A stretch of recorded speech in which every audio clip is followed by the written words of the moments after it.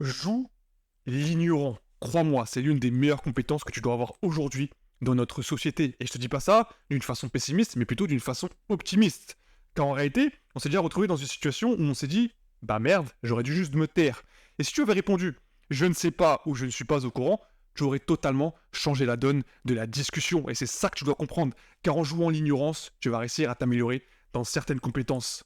En jouant l'ignorant, sans le savoir, tu vas améliorer tes compétences sociales, tes relations sociales et surtout ta compétence d'écoute. Et là, je parle pour la majorité des hommes, parce qu'en réalité, les femmes savent déjà faire tout ça.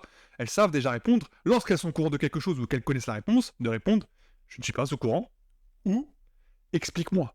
Et ça, c'est la majorité des femmes qui le font. Mais les hommes, en réalité, si vous êtes déjà au courant, vous ne le faites pas parce que vous dites « C'est de la perte de temps ». Mais c'est pas une perte de temps.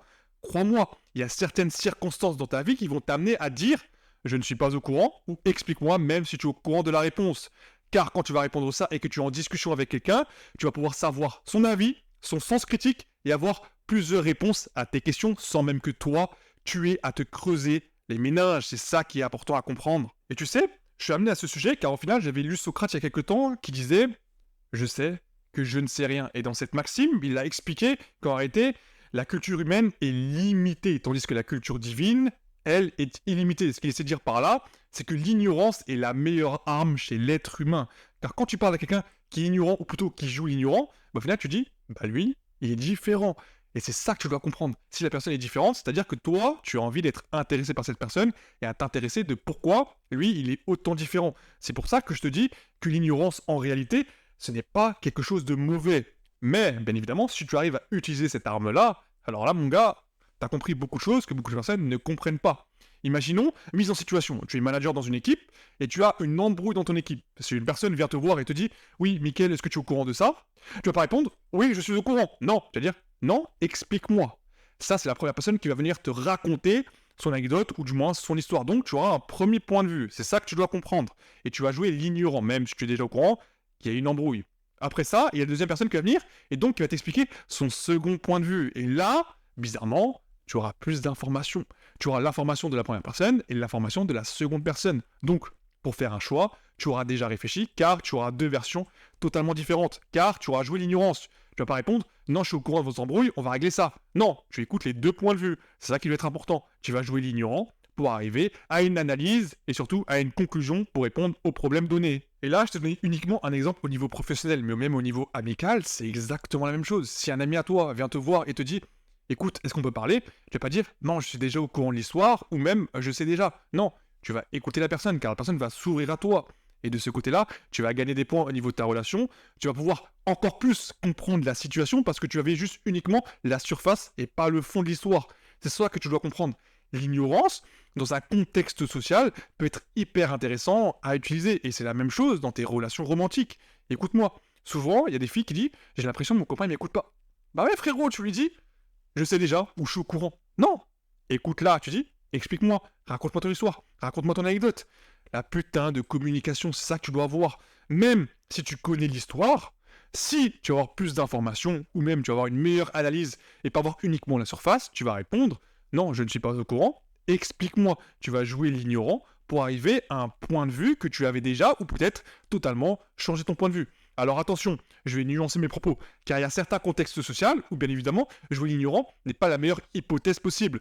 Par exemple, tu es dans un contexte, on est là pour analyser tes compétences. Et bien évidemment, tu vas pas jouer l'ignorant, tu vas démontrer que tu es capable de faire les choses, ça me paraît logique. Mais il y a certains contextes sociaux, comme je viens de te démontrer, que tu dois savoir utiliser la compétence de l'ignorance. Et je suis pas en train de te dire ça d'une façon pessimiste, ou du moins de te dire que, ouais, l'ignorance c'est quelque chose de bien. Bien évidemment, l'ignorance a ses pour et a ses contre. Et ça, c'est la chose qu'il faut comprendre. On va pas faire un essai philosophique, car si je devrais faire ça, il faudrait que j'explique le pourquoi du comment, et surtout de montrer l'antithèse de la chose. Et ce n'est pas le sujet.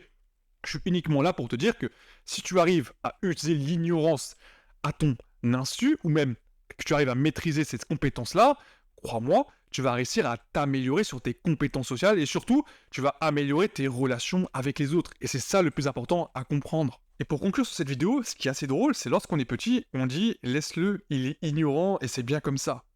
C'est pour ça que je te dis que lorsque tu vas jouer l'ignorance, tu vas paraître totalement différent.